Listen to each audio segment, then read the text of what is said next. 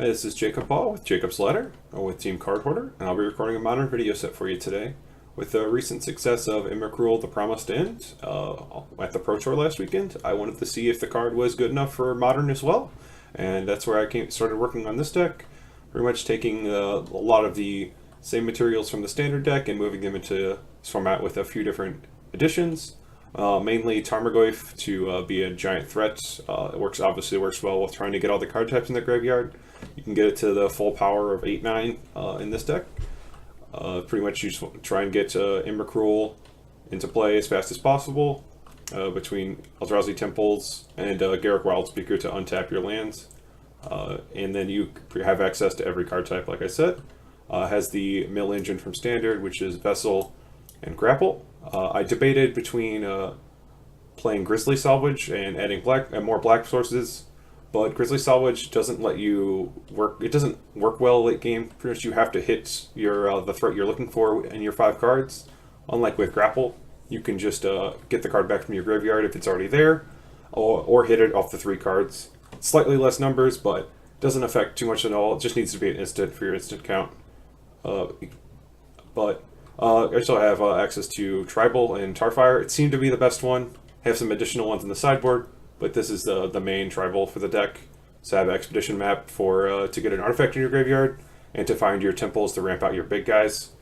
And then Vessel was the best enchantment you had that was accessible.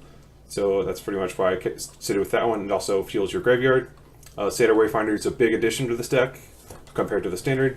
It's a chump blocker in the early turns, adds your creature count up, and lets you find your lands to play all your spells, including digs for temple.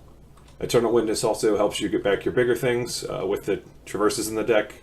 They work as like a toolbox engine for this deck, and your ability to play less lands in your deck, even though you want to play all your big spells. So it works out well with that. You can also get to play a bunch of one-ofs. I think this card is very, very good, so I'm going to be trying one. Don't know how good it's going to be, and then you still have the Kozilek's Return engine to go over the top to wrath everybody's board and to help you in the aggressive matchups. Tarfire will hopefully be pulling some weight in those as well, and then Garruk helps you ramp over the top with pretty much you've put a beast in the play the turn you play it, and then you untap 2 lands the next turn if it lives through, and then you can just cast whatever you want normally. So as long as you have at least 1 temple, you just untap it and make 4. So Decimator of Provinces is something I really wanted to test out. With how big Goyfs get, you can normally just, the +2/+2 trample is enough to just kill people if you have 1 or 2 Goyfs. So, and then Worldbreaker, obviously just another big threat to tutor for with Kozilek's Turn, answer some problematic permanents, as well as helping some the grindy matchups. But that's pretty much it, and hopefully kill some people with Emrakul. The mana base, you pretty much just have the colorless lands, 1 Sanctum just to search for with the traverses when you have Delirium. So you can go get that, and it also lets you basically combo Emrakul into Decimator. Is a pretty nice way to kill people. And then you can find the Worldbreaker if you have to, but it's pretty much for that. And then let's go over the sideboard.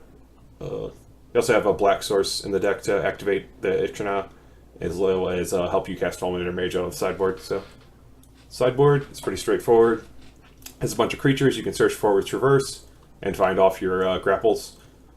Starting with Artifact Enchantment Hate, just in case we need some hate against Affinity or other random things, so it's always good to have those. We have Revoker to help with Planeswalkers and other problematic permanents, but it's mostly for that. Fallen Mages to help with the Tron matchup and the Scapeshift matchup. Pretty much those decks can do what we want to do even faster than us, so want to try and have some disruption there, and you can return them with all your recursion and search them out. Also has some Finxes to help with the burn matchup.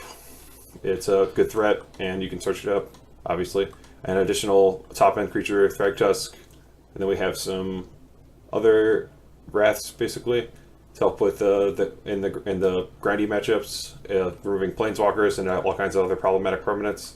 Additional early disruption in the 4th Starfire to get another tribal, easier to get that kind of mechanic online. And then we have some top-end stuff to, in case we want to go bigger, and if the game's going to grind out a lot longer, we want to have better threats. So basically why we got these guys on the board. And that's pretty much it. We'll see you in the matches.